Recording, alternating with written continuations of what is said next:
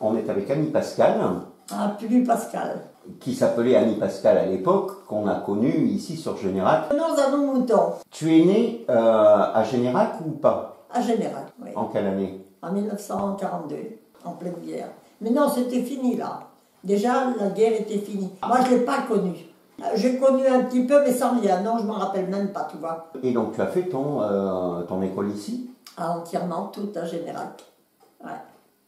Qu'est-ce que c'était l'école à Générac à l'époque? Eh bien, c'était du temps de monsieur et madame Donvide. Avant Madame Bellu alors? Ah oui. Ah ben oui, c'était longtemps à moi ça. Madame Bellu, c'était le temps de la cantine, ça. J'avais 22 ans, alors il y a 60 ans.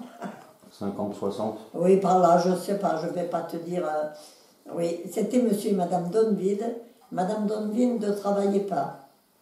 C'était lui qui était instituteur, très sévère. Parce qu'un jour, je ne me rappelle plus comment il s'appelle, Pierre Roquillard, je crois qu'il s'appelait, revenait de manger chez lui. Et puis, il y avait des gens qui s'étaient rendus compte qu'avec une fronde, ils cassaient les godets. Autrefois, au poteau électrique, c'était des godets en verre. Oui. Et avec sa fronde, clac, il cassait tous les godets en verre. Et il avait été vu. Et ça avait été rapporté à M. Donville. Et alors, un jour, il arrive et puis il lui dit « Alors, Pierre, ça s'est bien passé ton retour ?»« Ah oui, oui, oui, monsieur, ça, tout s'est bien passé. »« Alors, t'as rien vu? T'as rien vu? Non? »« Ah non, non, tout s'est bien passé. » Il lui dit « T'as pas vu par hasard un vol de godets ?» Ah, il a été surpris là.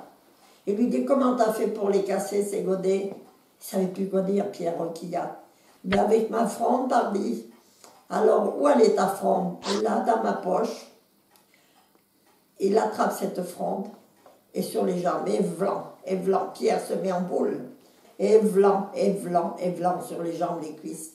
Et là, je t'assure que Pierre, il était vraiment apeuré, quoi. Bon, puis après, ben, il est rentré en classe, hein, puis il n'a pas recommencé, bien sûr. Ou alors, il nous faisait mettre les doigts comme ça, avec une règle en fer, et il tapait dessus. Et voilà.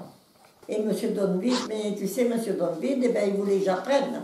Seulement mon père, Gaston, qui était très fin, lui, le matin à 5 h, il nous faisait lever l'été pour aller garder les vaches. Donc les devoirs et les leçons et tout ça, quand tu te lèves à 5 h le matin, t'as pas trop envie, depuis tu sais, quand t'es gamin, bon, on allait garder les vaches. Et à midi, quand on sortait, il nous faisait reprendre les vaches qu'on allait garder en face de chez M. Laganne, là. Bon, ben là, il y avait une allée qui rejoignait chez M. Laganne, qui était forgeron. Et qui était très, très, très gentil. Et alors, il nous faisait garder les vaches là. Bon, et bien, on gardait les vaches. Et M. Laganne, il y avait le boucher, M. Vien, qui passait 2 fois par semaine. Et qui nous a dit, allez, les gamines, venez manger. Mais non, M. Laganne, je te dis de venir manger. Alors, allez, on fera attention à tes vaches. Parce qu'il savait que Gaston n'allait pas nous ménager. Alors, il met les vaches manger où elles pouvaient, et puis nous, on allait manger pour le coup le beefsteak, parce qu'on en mangeait pas beaucoup, pas souvent. Et puis voilà, c'était l'affaire de M. Laganne, ça.